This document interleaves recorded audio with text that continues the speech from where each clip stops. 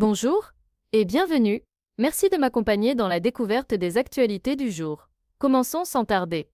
Première actualité, le Premier ministre François Bayrou a été auditionné par la commission d'enquête de l'Assemblée nationale concernant l'affaire Betaram, impliquant des violences contre des enfants dans un établissement scolaire. Il a nié avoir eu connaissance des faits et a proposé la création d'une autorité indépendante sur les violences contre les enfants, couvrant les secteurs de l'école, de la culture et du sport. Deuxième actu, après une émission télévisée critiquée, le président Emmanuel Macron a tenté de reprendre la main en insistant sur la nécessité de stabilité politique. Lors d'un discours devant des investisseurs internationaux à Paris, il a affirmé que son job pour les 2 ans à venir était d'assurer la stabilité en France en rapprochant différentes familles politiques. Il a également rendu hommage aux agents pénitentiaires tués lors de l'évasion de Mohamed Amra, et a visité une future prison destinée aux détenus les plus dangereux. Troisième actu, Israël a adressé une menace voilée à la France, indiquant qu'il pourrait annexer les colonies de Cisjordanie, si Paris reconnaissait officiellement l'État palestinien. Cette déclaration intervient alors que la France envisage de reconnaître la Palestine,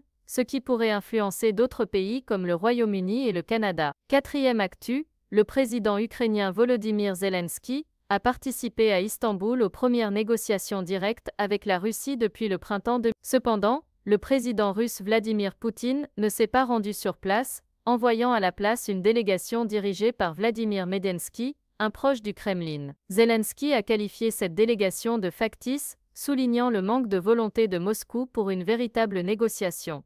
Cinquième actu, à Lyon, de nombreux commerces ont récemment fermé leurs portes, suscitant des inquiétudes sur la vitalité économique de la ville. Les raisons avancées incluent la baisse de la fréquentation, la concurrence des grandes surfaces et des plateformes en ligne, ainsi que des loyers élevés. Les commerçants appellent à des mesures de soutien pour revitaliser le centre-ville.